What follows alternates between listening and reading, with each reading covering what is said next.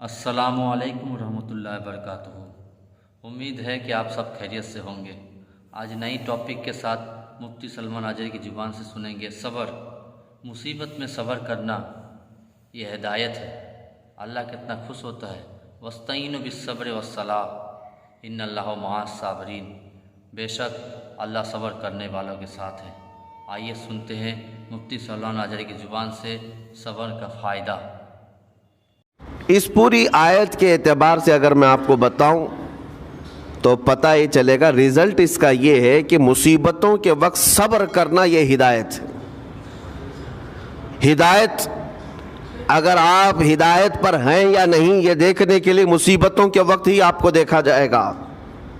گھر میں کسی کا انتقال ہو جائے اور پھر دیکھا جائے گا کہ تمہاری زبان سے الفاظ کیا کیا نکلتے ہیں، تم شکایتیں کن کن باتوں کی کرتے ہو، پھر دیکھا جائے گا ہدایت پر ہو یا گمراہ ہو۔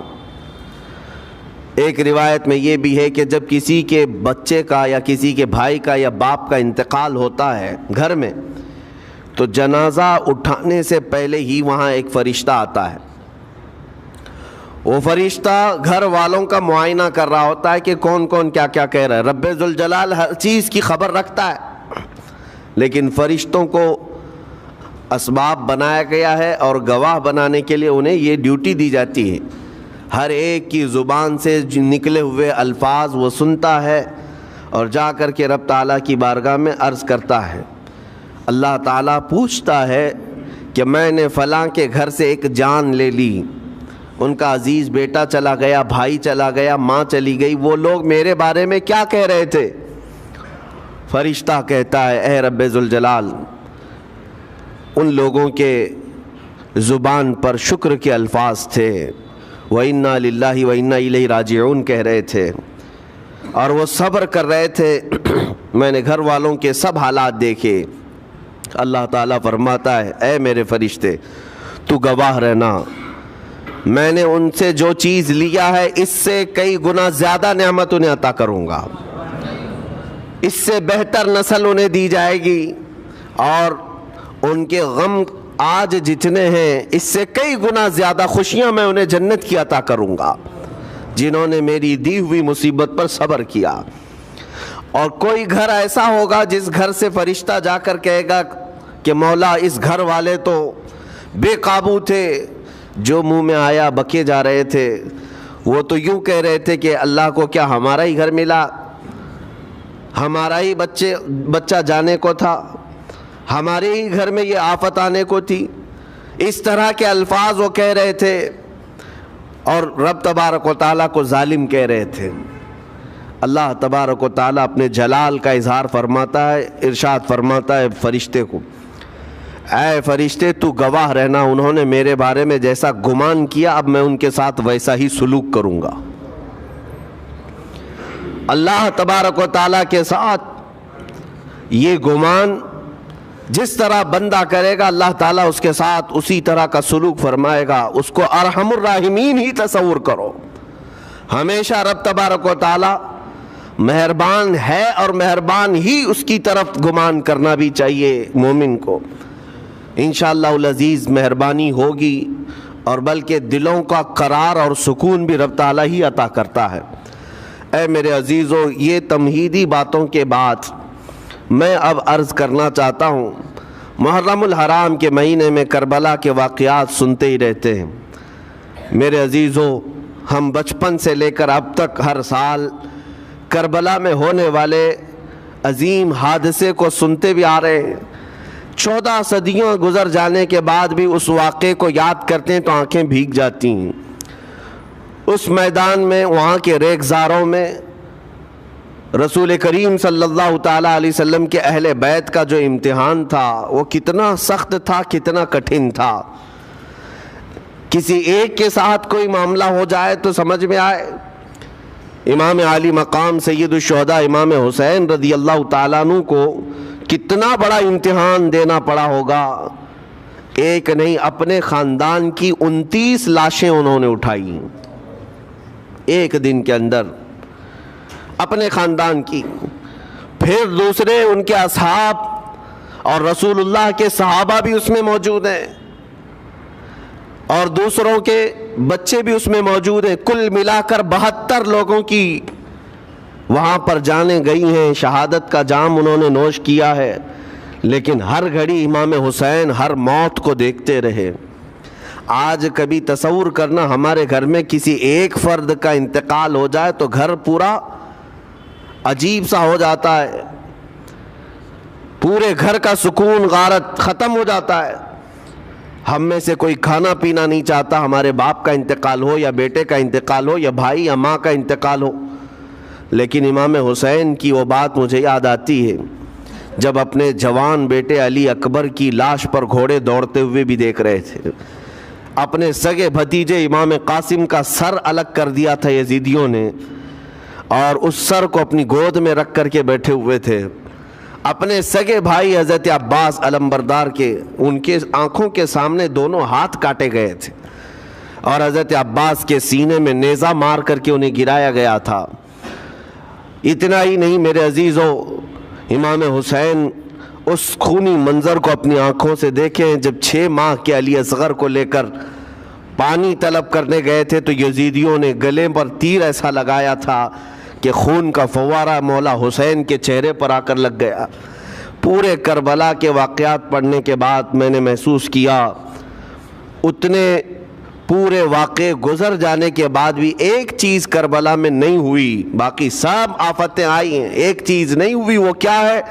امام حسین کے زبان سے کوئی شکایت نہیں ہوئی، کوئی شکوہ نہیں تھا، یہ نہیں تھا کہ سارے بجلیاں ہم پر گر پڑی ہیں، اس خاندان کا کون ہے؟ سوائے زین العابدین کے اس پورے خاندان میں کوئی مرد باقی نہیں رہا، پورے خاندان کے بچوں کو، ان کے بڑے مردوں کو، سب کو وہاں پر شہید کر دیا گیا تھا۔ میں عرض تو کر رہا ہوں ایک خاندان کے 29 لوگوں کی لاشیں میدان میں پڑی ہوں، وہ کیسا منظر ہے؟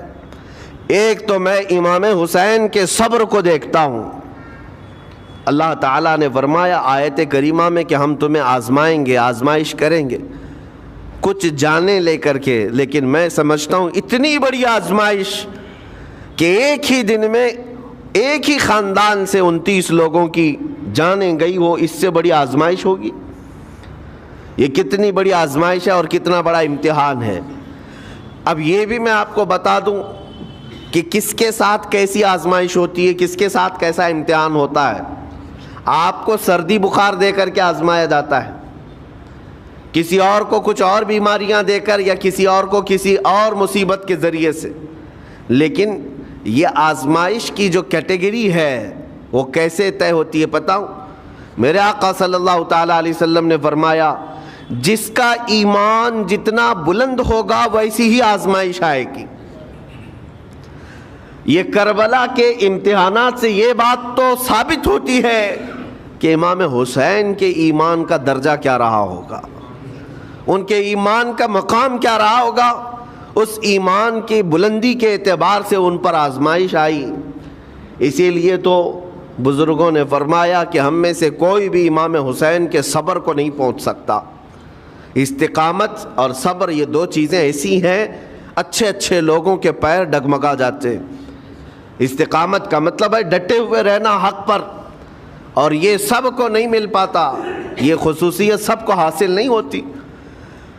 ایک امام حسین کی وہاں پر ہم نے استقامت دیکھی اور ان کا صبر دیکھا، دوسرے سب سے بڑا صبر جو ہم نے دیکھا ہے وہ سیدہ زینب رضی اللہ تعالیٰ عنہا کا۔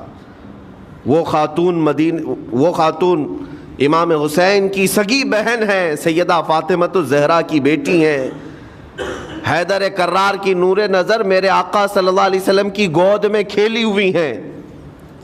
سیدہ زینب سلام اللہ علیہا جب وہ کربلا کے میدان میں موجود تھیں، ان کی عمر مبارک بھی تقریباً 55 سال کے قریب تھی۔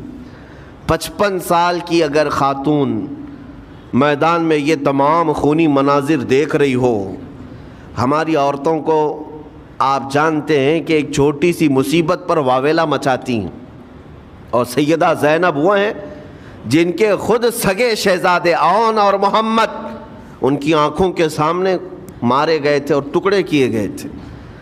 سیدہ زینب سلام اللہ علیہا اس پر بھی خاموش رہی. لیکن اندازہ کرو جب سارے شہید ہو گئے تھے، امام حسین اپنے خیمے سے نکلنے کو تھے، جب کربلا کے میدان میں خود گھوڑے پر سوار ہونے کو تھے، جانتے ہیں یہ منظر کیسا رہا ہوگا. عورتیں تو ماتم کرتی ہیں ایسے حالات میں، لیکن وہ اہل بیت کی عورتیں تھیں. سیدہ زینب خود کھڑی ہوئیں اور اپنے خیمے میں امام حسین کو لے گئیں. ایک صندوق تھا پرانا، اس کو کھول کر کے اس میں سے ایک جبہ نکالا اور کہا میری ماں نے مجھے یہ وصیت کی تھی کہ جب حسین میدان میں اترنے کی اس کی باری آئے تو اس دن ہو سکتا ہے وہ مجھے یاد کرے. زینب اگر تو اس دن باقی رہے، تو اس دن زندہ رہے تو اپنے ہاتھوں سے یہ حسین کو جبہ پہنانا. سیدہ زینب سلام اللہ علیہا انہوں نے خود اپنے ہاتھوں سے امام حسین کو یہ لباس پہنایا. کیا اس مقام پر کوئی اتنی طاقت رکھتا ہے کہ پورا گھر لٹ گیا ہو اور اپنے سگے بھائی کو جبہ پہنا کر کسی شادی میں نہیں، پھر جنگ کے میدان میں اتار رہے ہو؟ اس خاتون کے استقامت پر لاکھوں سلام. سیدہ زینب سلام اللہ علیہا وہ معمولی خاتون نہیں ہے، صبر کا پہاڑ تھیں. میں آپ کو بتاؤں، مصیبت کے وقت ایک بار کسی کا قتل ہو جائے تو وہ ایک موت ہے، لیکن یہاں پر کربلا کے میدان میں سیدہ زینب جتنی موتیں دیکھ رہی تھی، ہر موت پر ایک موت کی تکلیف ہے، ہر موت پر ایک موت کی تکلیف، لیکن وہ صابرہ و شاکرہ رہیں. پوری تاریخ میں ڈھونڈ کر کے آپ نکالیں، کہیں پر بھی سیدہ زینب نے نہ اپنے بال نوچے، نہ کپڑے پھاڑے، نہ چہرے پر ہاتھ مارا، بلکہ ایسا صبر کا دامن پکڑی رہیں کہ پوری زندگی بھر انہوں نے صبر کی تلقین کی تمام خواتین کو. گھر لٹانا، گھر کٹانا، کوئی سر کٹانا کوئی تم سے سیکھ جائے، جان عالم ہو فدا اے خاندان اہل بیت. امام زمن فاضل بریلوی رحمۃ اللہ علیہ نے فرمایا ہے، سر کٹانا، گھر لٹانا کوئی تم سے سیکھ جائے، جان عالم ہو فدا اے خاندان اہل بیت. عزیزان گرامی وقار، یہاں پر ان حالات کے بعد میں آپ کو ایک بات ضرور کہنا چاہوں گا. مصیبتیں ہمارے گھر بھی آتی ہیں، آفتیں تکلیفیں ہمارے گھر بھی آتی ہیں، لیکن کیا ہم ان مصیبتوں کا سامنا کرتے ہیں، استقبال کرتے؟ نبی اکرم صلی اللہ تعالیٰ علیہ وسلم نے تو ارشاد فرمایا، مومن کو جب مصیبت آتی ہے تو اس کے لیے وہ نعمت ہے. دو چیزوں میں سے ایک چیز ہوگی اس کے ساتھ. اگر بخار بھی آئے، میرے آقا فرماتے ہیں اگر بخار بھی آیا ہے تو دو باتوں میں سے ایک بات ہوگی اس کے ساتھ، یا تو رب تبارک و تعالیٰ اس کے گناہ معاف کرے گا یا تو اس کے درجے کو بلند کرے گا. مصیبت اگر آئے تو ایک بات یاد رکھنا، رب تبارک و تعالیٰ اپنے محبوب بندوں کو، پسندیدہ بندوں کو آزمائش میں ڈالتا ہے.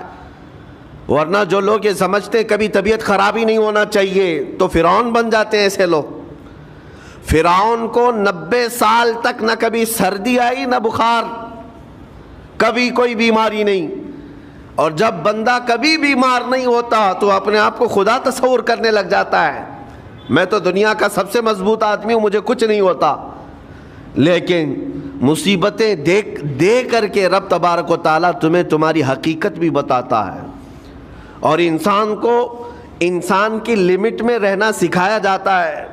تمہاری حیثیت صرف اتنی ہے کہ اگر نس رک گئی، دل کی دھڑکنیں ایک آن کے لیے اگر رک گئی تو سب ختم ہے. اس لیے تمہیں رب تبارک و تعالیٰ کے حضور جانا ہی ہے تو صبر بھی سیکھو اور شکر بھی سیکھو. آج مصیبتیں اور آفتیں آتی ہیں تو واویلا کرنے والوں کے لیے میرا میسج ہے، اللہ تبارک و تعالیٰ تمہاری ہر بات کو دیکھ رہا ہے. تمہارے چیخنے سے، چلانے سے، تمہاری شکایت کرنے سے گئے ہوئے آدمی کی جان واپس تو نہیں آنی ہے. تمہارا عزیز ترین بھائی مر گیا، تم جس سے سب سے زیادہ پیار کرتے تھے وہ بیٹا انتقال کر گیا. مجھے بتاؤ، تم 10 لوگوں میں چیخو گے، چلاؤ گے، رب تعالیٰ کے حضور بری بری باتیں بھی کرو گے، تو کیا وہ گئی ہوئی جان واپس آ سکتی ہے؟ میرے عزیزو، یہ وہ حکومت نہیں ہے کہ تمہارا احتجاج کرنے پر قانون واپس لے لیا جائے. تمہارے سب مل کر کے پروٹیسٹ کرنے سے حکومتیں اپنے فیصلے واپس لے سکتی ہیں، لیکن وہ رب ذوالجلال شہنشاہ اعظم کا قانون ہے. وہاں نبیوں کی بھی جو روح لی گئی، وہاں پر اللہ تبارک و تعالیٰ نے اپنے محبوب نبیوں کی بھی روح کو قبض کرنے کا حکم دیا. تو کیا سب کے غم منانے سے وہ روحیں واپس کرنے کا فیصلہ کیا گیا ہے؟ نہیں میرے عزیزو، اس عالم میں، اس کائنات میں پھر کوئی ہمارے رونے چیخنے چلانے سے واپس نہیں آتا. ہاں، غم کرنا اپنی جگہ پر ہے، لیکن غم کا شرعی طریقہ کیا ہے؟ میرے آقا صلی اللہ تعالیٰ علیہ وسلم نے بھی غم فرمایا. آپ کے عزیز بیٹے سیدنا ابراہیم جب انتقال کر گئے، میرے آقا کی آنکھوں میں آنسو تھے. حضور پاک صلی اللہ تعالیٰ علیہ وسلم کی آنکھوں کے سامنے سیدہ خدیجۃ الکبریٰ کا انتقال ہوا. حضور غمگین تھے، لیکن غم کا مطلب کبھی یہ نہیں ہوتا کہ اللہ کی بارگاہ میں شکایت کریں، تو نے میرے ساتھ ایسا کیوں کیا؟ یعنی تم حکم دو گے، رب تبارک و تعالیٰ کو تم مشورہ دو گے کہ کس کے ساتھ کیا کرنا ہے. اس لیے ان مواقع پر ہم سب کی آزمائش ہے، ہمارا امتحان ہے. ایسے معاملات جب بھی آتے ہیں، دیکھیں میں آپ کو ایک اور باریک بات بتا دیتا ہوں. یہ ہم آج تقریر کر رہے ہیں، ہو سکتا ہے آپ بھی سن رہے اور اچھی طرح سمجھ رہے ہیں، لیکن خود کے گھر پر جب آ جائے تو تقریر بھی یاد نہیں رہتی، نصیحت بھی یاد نہیں رہتی، غم کا غلبہ زیادہ ہو جاتا ہے. ایسے اوقات میں حکم کیا ہے مومنین کو؟ میرے گھر پر، میں جانتا ہوں شکایت نہیں کرنا چاہیے، میں جانتا ہوں غموں کے وقت صبر کرنا چاہیے، پھر بھی اگر میرے گھر میں آ گئی مصیبت تو مومنین کے لیے حکم یہ ہے کہ تم نے اب تک جو سنا تھا حدیثیں وغیرہ اس کو یاد دلاؤ. یعنی مجھے یاد دلاؤ. یہ مت سوچو کہ مولانا صاحب ہیں، مفتی صاحب ہیں، امام صاحب ہیں، ان کو تو سب معلوم ہوگا. غم کا غلبہ جب آ جاتا ہے تو اچھے اچھوں کو یاد نہیں رہتا. مومنین کو کہا گیا ہے کہ وہ یاد دہانی کریں، جائیں غموں کے وقت ان کی حالت دریافت کریں اور انہیں صبر کی تلقین کریں. ہر ایک کے لیے ضروری ہے. یہ سوچ کر کے پیچھے نہیں ہٹا جائے گا کہ یہ تو بہت جانکار لوگ ہیں، یہ بہت پڑھے لکھے لوگ ہیں، ان کو تو سب پتہ ہے. نہیں، بلکہ حکم یہ ہے کہ جس کے ساتھ بھی مصیبت آئے، مومنین، دوسرے مومنین اسے صبر کی تلقین کریں، اسے جا کر کے حوصلہ دیں اور اسے تسلی دیں.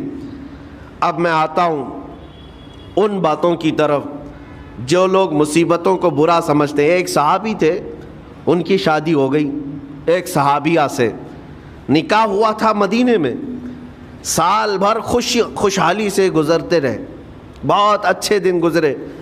سال ختم ہونے کو تھا کہ خاتون جو ہے لڑائی کرنا شروع کر دیتی، کہتی ہے مجھے تمہارے ساتھ رہنا نہیں، مجھے طلاق چاہیے، ڈائریکٹ طلاق.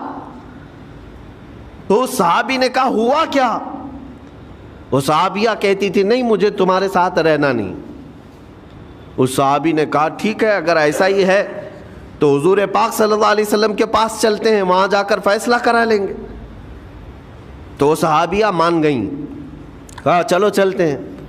تو دونوں چلے جا رہے تھے اپنے گھر سے، حضور پاک صلی اللہ علیہ وسلم کے دربار میں فیصلہ کروانا ہے. چلتے وقت راستے میں ایک پتھر سے ٹھوکر لگ گئی اس صحابی کو، اور اتنی تیز ٹھوکر لگی کہ ان کا ناخن اکھڑ گیا. اب وہ ان کی خاتون جو بیوی صحابیاں ہیں، وہ فوراً اپنے دوپٹے کا کپڑا پھاڑ کر کے انگلی کو باندھتی ہیں اور خون روکتی ہیں، اور اس کے بعد کہتی ہے چلو واپس گھر چلتے ہیں. گھر واپس آنے کے بعد وہ کہتی مجھے طلاق نہیں چاہیے، ساتھ میں رہوں گی. کہا عورتوں کا موڈ، عورتوں کا اس طرح کا فیصلہ، کیا بات ہے؟ وہ صحابیہ کہتی ہے میں نے سنا ہے کہ جب کبھی کوئی بندہ بیمار نہیں ہوتا تو اللہ اسے پسند نہیں کرتا. میں نے جب سے تم سے شادی کی ہے، سال بھر ہو گئے، ایک بار بھی تم کو بیمار ہوتے نہیں دیکھا. مجھے ایسا لگنے لگا کہ کہیں تم اللہ کے ناپسندیدہ بندے تو نہیں ہو، اس لیے میں تمہارے ساتھ نہیں رہنا چاہتی تھی. اب جب راستے میں ٹھوکر لگ کر ناخن اکھڑ گیا تو مجھے احساس ہوا کہ اللہ تجھے بھی پسند کرتا. میں تیرے ساتھ رہنے کو تیار ہوں. وہ صحابیہ تھیں. میرے عزیزو، اس کا مطلب یہ نہیں کہ ہم آپس میں ایک دوسرے کے بیمار ہونے کی انتظار میں رہیں. شوہر یہ سوچے کہ میری بیوی بیمار کیوں نہیں ہوتی، اور بیوی یہ سوچتی رہے کہ میرا شوہر بیمار کب ہوگا. وہ توکل کا اعلیٰ درجہ ہے. انتظار اور تمنا مت کرو بیمار ہونے کا، بلکہ بیماری آ جائے تو اللہ کا شکر ادا کرو، آ جائے تو صبر کرو. عزیزان گرامی وقار، ہم آج امام حسین اور ان کے رفقائے گرامی رضوان اللہ علیہم اجمعین کو یاد کرتے ہیں تو صرف رونے کے لیے نہیں یا صرف غم منانے کے لیے نہیں، بلکہ داستان کربلا سنانے کا ایک عظیم مقصد یہ ہوتا ہے کہ نوجوانوں کے اندر، بلکہ بوڑھے اور بچوں کے اندر بھی ایمانی جذبہ ایسا آ جائے کہ وہ ہر مصیبت پر ڈٹ کر کھڑے ہو سکیں، ہر یزیدی کا مقابلہ کر سکیں. ایک تو اس کا میسج یہ ہے، اور دوسرا میسج یہ ہے کہ چاہے جیسی بھی مصیبتیں آئیں، ایمان کے ساتھ رہنا ہے، صبر اور شکر کو ہرگز نہیں چھوڑنا ہے. مصیبتیں ہمارے پاس اب اتنی بڑی تو نہیں آتی کہ ایک خاندان کے ہی اتنے لوگوں کو کاٹ دیا جائے، ایسی مصیبتیں تو نہیں آئی. اب جو کچھ بھی آتی ہیں ہمارے ساتھ، وہ مال کی کمی کی، کبھی دکان میں دھندا نہیں چلتا، کبھی بچے کسی کو نہیں ہو رہے ہیں، یا پھر گھر میں کوئی بیمار ہے، کوئی مستقل بیماری آ گئی ہے. یہی تو مصیبتیں ہیں. مومن کے لیے یہ قید خانہ ہے، زیادہ آسائش اور آرام کی فکر نہ کرو. یہ دنیا مومن کے لیے قید خانہ ہے. اسی لیے شاعر نے کیا خوب کہا، جب کسی کا انتقال ہوتا ہے، ایک سچے مومن کا انتقال ہوتا ہے، تو لوگ کہتے فلاں مر گیا، فلاں مر گیا.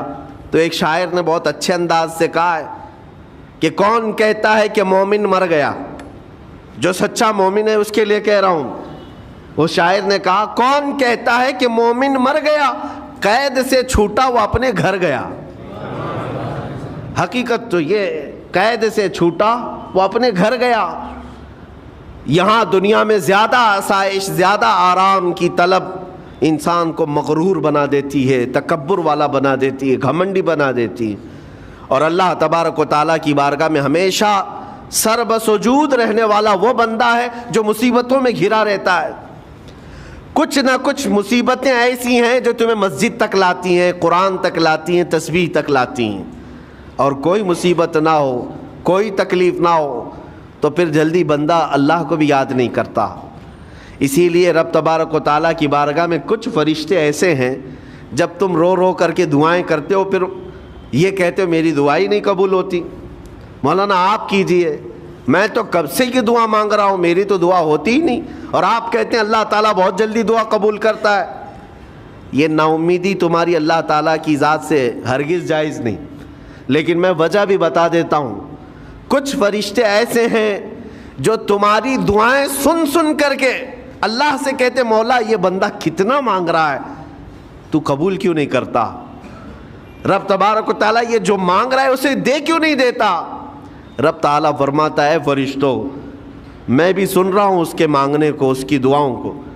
اگر میں ابھی اس کو دے دوں تو وہ مانگنا بند کر دے گا، اور اس کا مانگنا مجھے اچھا لگتا ہے. جب تک وہ مانگتا رہے گا میں اسے پسند کرتا رہوں گا.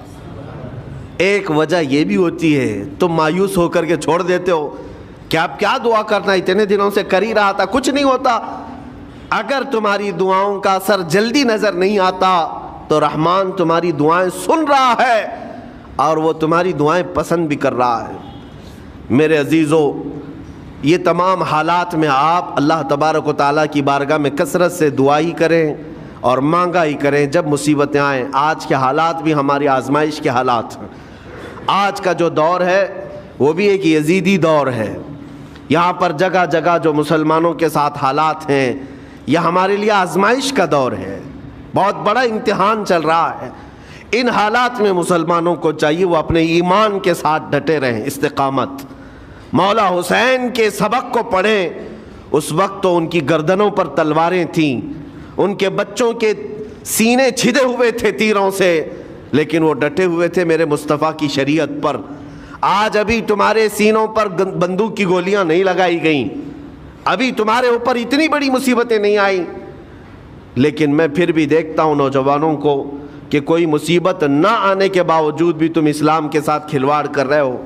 میرے آقا کی سنتوں کو پیٹ پیچھے پھینک کر کے تم تو بازاروں کی زینت بننا پسند کرتے ہو۔ اکثر لوگوں کو ہم نے دیکھا آج مجرے کرنے والوں کی کثرت یہ ہمارے نوجوان بچوں کی ہے۔ یہ اپنے جسموں کی نمائش کرنا اس کو فیشن سمجھتے۔ نہیں میرے عزیزو، امت مصطفیٰ اور وہ بھی امام حسن اور امام حسین کے غلام اس مردار دنیا پر کبھی بھی اپنی حکومت نہیں چاہتے، اس مردار دنیا کے وہ کبھی خواہش مند نہیں ہوتے۔